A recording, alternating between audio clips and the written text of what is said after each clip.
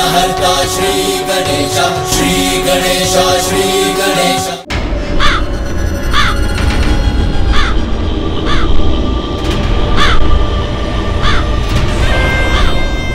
काग, तुम कैलाश तक नहीं जा सकते, मुझे वहां चलकर ही जाना होगा। देवी पार्वती नंदन को बस एक झलक देखकर शीघ्र ही लौटूंगा। स्वामी शनिदेव, ऐसा कुछ भी मत कीजिए जिससे देवी पार्वती के पुत्र के जीवन पर कोई संकट आए। अपनी दृष्टि से उसे दूर रखिए। समस्त देवलोक आनंद पा रहा है उसे देखकर, केवल आप ही वंचित रह गए उसे ना देखकर। मेरी मात्र एक छोटी सी झलक पा लेने से उस दिव्य बालक को भला क्या क्षति पहुंच सकती है?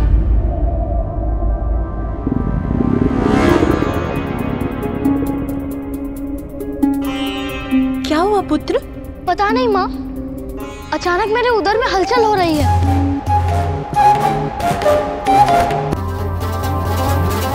आपको तो भूख लगी है पुत्र। आपके जन्म से इतनी आनंदित हो गई कि आपको भोजन देना ही भूल गए।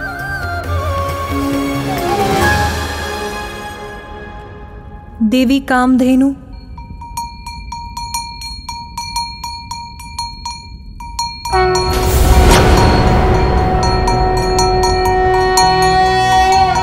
शुभदाये प्रसन्नाये गोप्रदाये नमो नमः। सभी देवियों को मेरा प्रणाम। कीर्तिदाये धर्मदाये नमो नमः।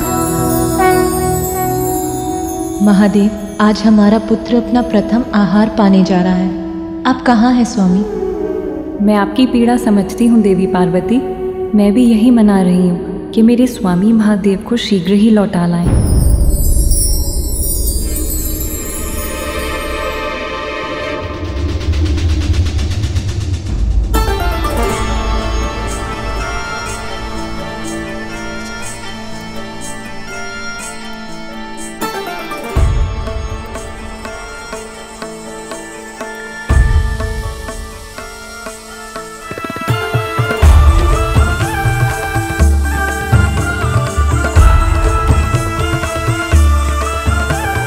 मेरे प्रभु भोलेनाथ, इन पापी अधर्मी असुरों के मध्य रहने को बाध्य हैं।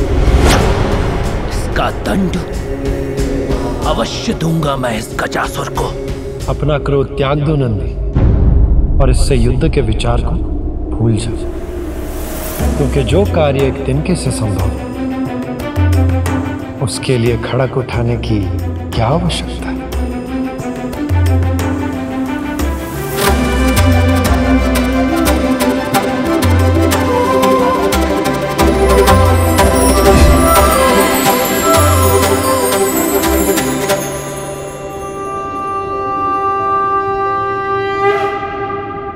श्री हरि ने ये कैसा वेश धारण कर लिया?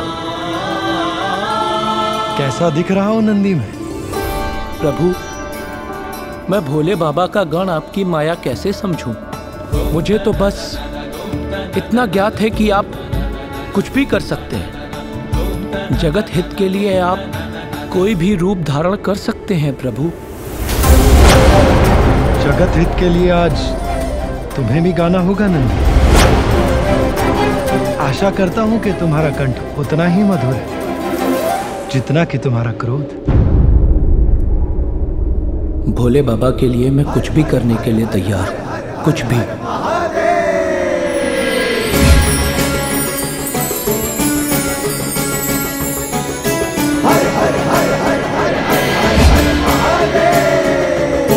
धन्य है आप प्रभु और धन्य है आपकी माया। भोले बाबा, आप शीघ्र लौट आइए, नहीं तो आपके मित्र विष्णुदेव न जाने मुझसे क्या क्या करवा ले। विष्णुदेव, नंदी के विपरीत कला तो मेरे कड़ कड़ में बसती है।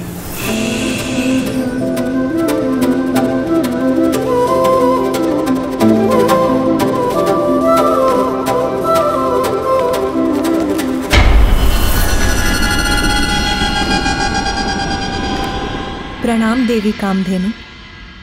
आप तो सभी गौ की दिव्य माता हैं, जीवन की निरंतरता और समृद्धि की प्रतीक हैं। अपने पवित्र दुग्ध से मुझे अपने पुत्र की भूख मिटाने की अनुमति दीजिए। माता, आपने शुभ कार्य के लिए मेरा आवाहन करके मुझे कृतार्थ कर दिया।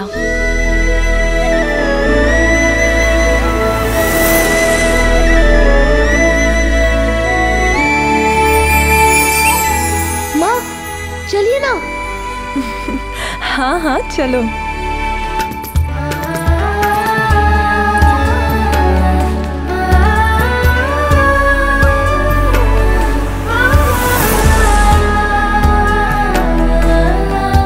माता, आज मेरा दुग्ध आपके दिव्य पुत्र का आहार बनेगा। मैं धन्य हो गई। भविष्य में जब भी आपको मेरी आवश्यकता हो, आप निसंकोच मेरा स्मरण कर लीजिएगा।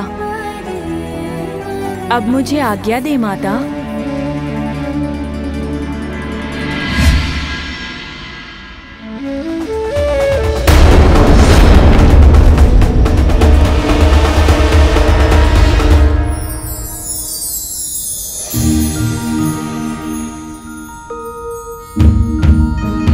प्रतीत होता है पुत्र प्रेम में इतना रम गई देवी पार्वती कि ये भी भूल गई कि हम सब भी यहाँ हैं। पर इसमें उनका दोष नहीं।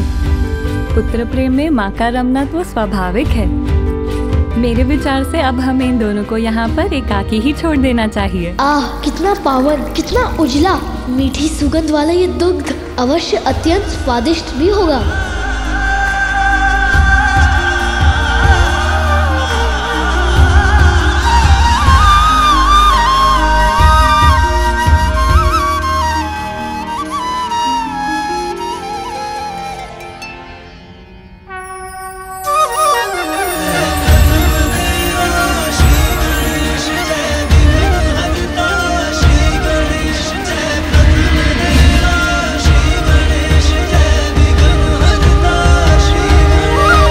दुग्ध आपको आपके पिता के समान शक्तिशाली बना देगा पुत्र। सच माँ? तो और पिलाइए ना।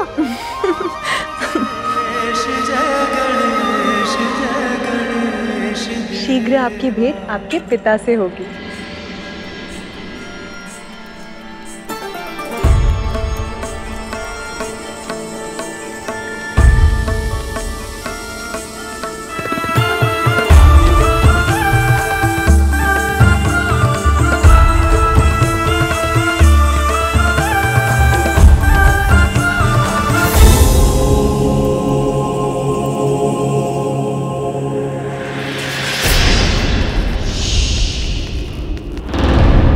उत्तम, अति उत्तम।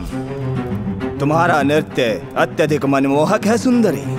त्रिलोकी विजेता गजासुर तुम्हारे नृत्य से अत्यधिक प्रसन्न हुए।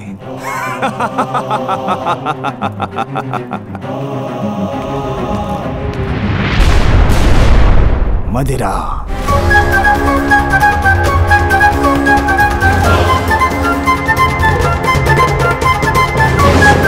दुष्ट असुर शीघ्र मुक्त होंगे मेरे भोले बाबा तुम्हारे उदर से।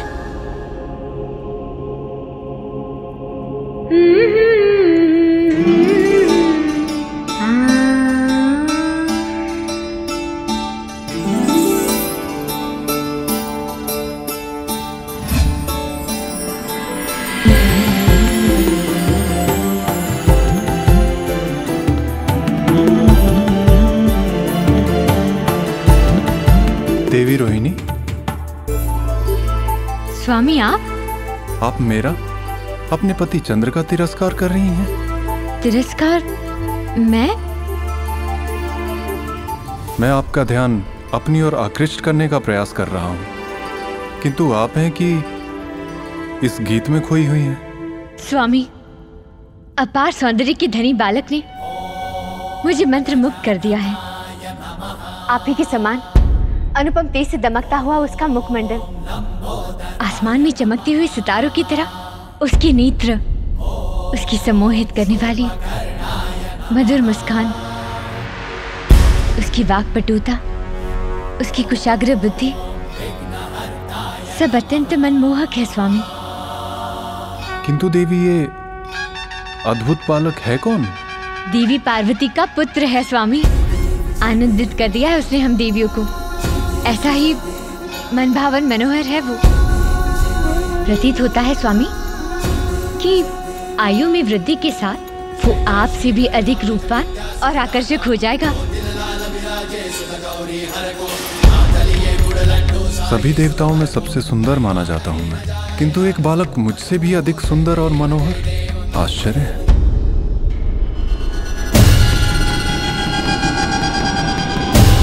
संध्या हो चुकी है। मुझे थोड़ी प्रतीक्षा करके रात्रि के अंधकार में छिपकर वहां जाना चाहिए ताकि कोई मुझे देख ना सके। रुको!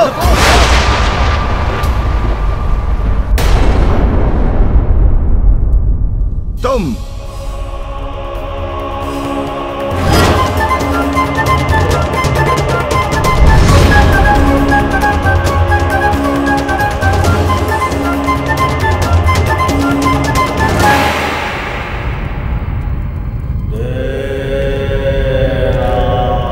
मेरी दृष्टि से कुछ भी नहीं छिपा है।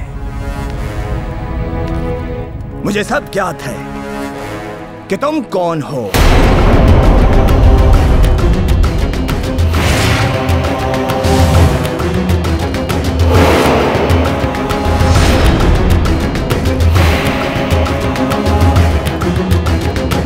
अवश्य तुम ही हो हमारा विशेष मनोरंजन। तो विलंब क्यों? प्रारंभ करो।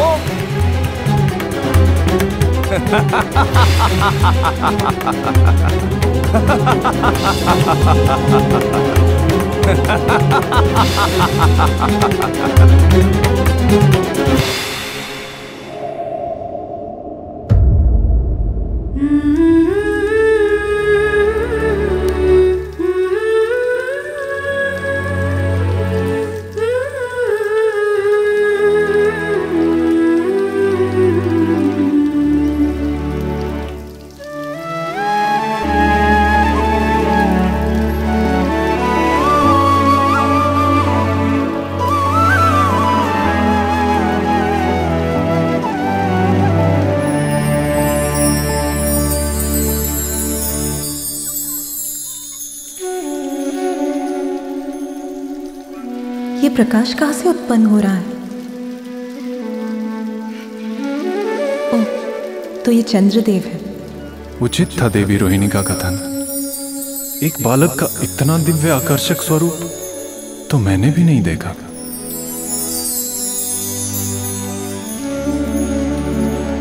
चंद्रदेव, अपने प्रकाश को कम कीजिए, सोने दीजिए इसे।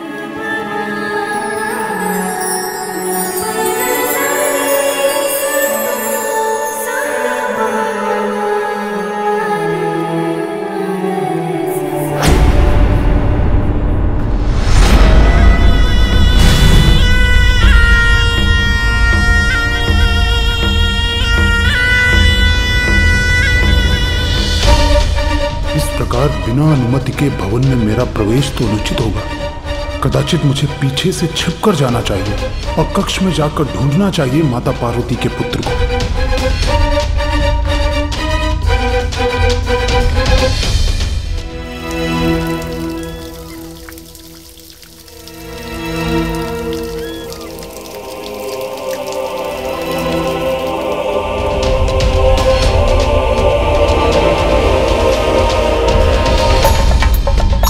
भला हो चंद्रदेव का, जिनका प्रकाश उसे ढूंढने में मेरा सहायक बनेगा।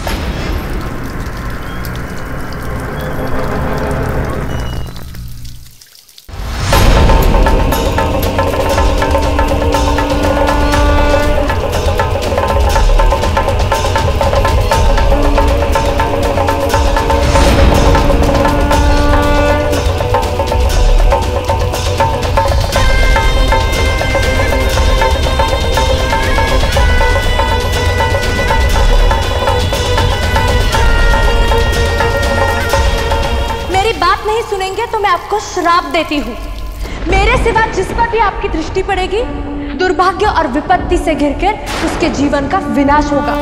कदाचित यह संकेत है, मुझे और आगे नहीं बढ़ना चाहिए। मेरी दृष्टि से उसका अनिष्ट हुआ तो मैं अपने आप को कभी क्षमा नहीं कर सकूंगा। चलो, अपने हृदय को तो मना भी लूंगा, किंतु माता पार्वती के कोप से कैसे बचूंगा? कदाचित मैं व्यर्थ ही इतनी चिंता कर रहा हूं। दूर से बस एक झलक भर देखकर अपनी दृष्टि फेर लूंगा, बालक के निकट तक जाऊंगा ही नहीं। कैसे देखूं उसे? उसका मुख तो माता पार्वती के आंचल से छिपा हुआ है। संभव है यही उचित हो। मेरी दृष्टि इस बालक को संकट में ही डालती। कदाचित नियति को भी यही स्वीकार है।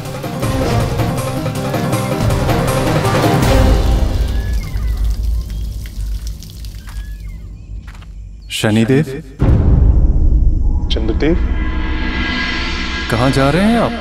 अभी तो आपने उस बालक को ठीक से देखा भी नहीं। मैंने प्रयास तो किया चंद्रदेव, किंतु वो बालक अभी निद्रा में है।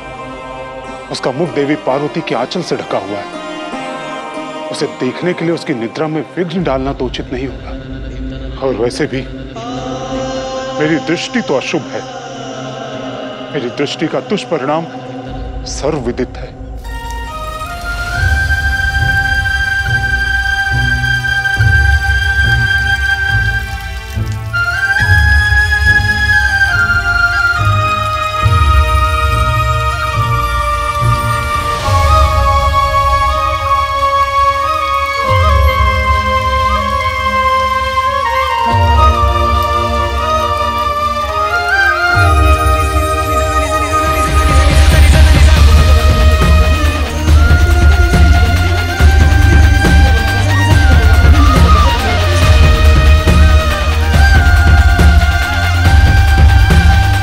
शनिदेव, अब वो निद्रा से जागृत हो चुका है।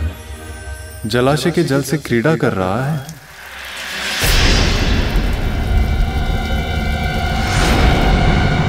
आप यही चाहते हैं ना कि आपकी दृष्टि उस बालक पर ना पड़े? तो मेरा प्रकाश जलाशय में उसका प्रतिबिंब उत्पन्न कर देगा। आप उसे ही देख लीजिए। इससे वो बालक आपकी दृष्टि से भी सुरक्षित रहेगा। क्षणिक देख के घुमा लीजिएगा अपनी दृष्टि। इसमें कहां घूमने वाली है सृष्टि? धन्यवाद चंद्रदेव, आपका यह सुझाव उचित है। उसका प्रतिबिंब देखने में तो मुझे कोई दुविधा नहीं होगी।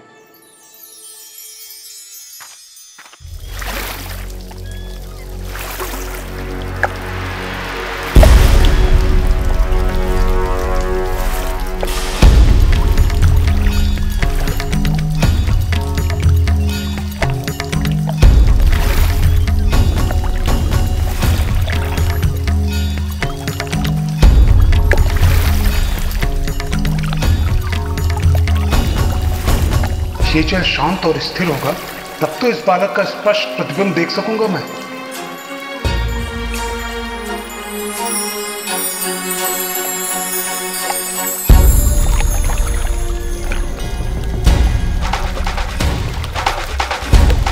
हाँ, अब उचित है।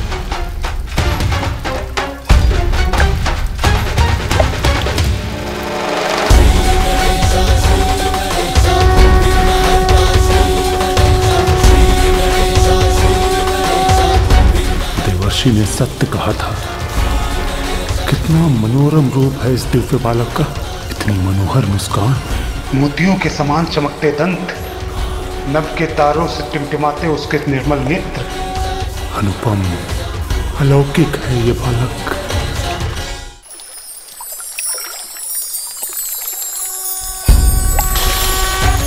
इसके अद्भुत रूप की एक झलक तो प्राप्त हो गई। कितना अनोखा दिव्य रूप है बालक का।